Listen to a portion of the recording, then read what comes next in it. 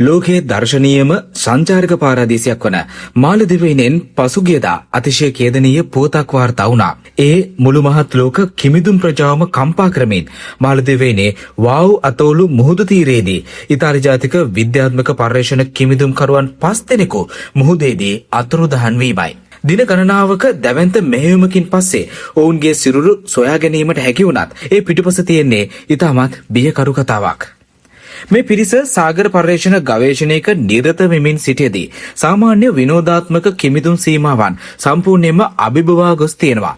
මාලදිවයිනේ නීත්‍යානුකූලව විනෝදාත්මක කිමිදීම සඳහා අවසර දී ඇත්තේ අඩි 98ක උපරිම ගැඹුරකට පමණයි. නමුත් මෙම ඉතාලි කිමිදුම් කරුවන් අඩි 160ක් තරම් ගැඹුරින් පිහිටි අතිශය සංකීර්ණ දිය යට ගුහා පද්ධතියක් ඇතුළට ගොස් තියෙනවා.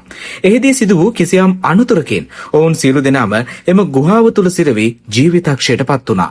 මෙම සිරුරු ගොඩ ගැනීමේ මෙහෙයුම කෙතරම් අවදානම් සහගත වුණාද යත් පළමු සිරුර ගොඩනැගීමට උත්සාහ කළ මාලදිවයින ජාතික ආරක්ෂක බලකායේ හමුදා කිමිදුම් කරුවෙකුද එහිදී ජීවිතක්ෂයට පත් වුණා.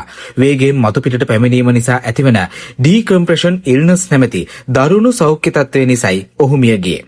ඉන්පසු తాවකාලිකව නැවතුණු මෙම මෙහෙයුම ස්වාර්ථක කර ගැනීම සඳහා යුරෝපයේ අතිශය දුෂ්කර දියයට ගලවා ගැනීම සිදු කර පළපුරුද්දක් ඇති ෆින්ලන්තයේ සිට පැමිණි විශේෂඥ කිමිදුම් කරුවන් තිදෙනෙකුගේ සහාය ලබා ගැනීමට මාලදිවයිනට සිදු වුණා.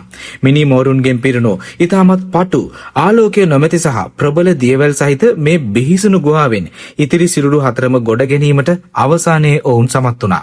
නැටිව් පොපියුලේෂන් එක ලක්ෂ 5ක් වන මාලදිවයිනට පසුගිය වසරේ පමණක් මිලියන 2කට අධික සංචාරකයන් පිරිසක් පැමිණ තියෙනවා. නමුත් පසුගිය වසර 6 ඇතුළත එහිදී සංචාරකයන් 112 දෙනෙකු මුහුදු අනතුරු වලින් මියගොස් ඇති අතර එයින් 42ක්ම ස්කූබා ඩයිවින් සහ ස්නොක්ලින් අනතුරුයි.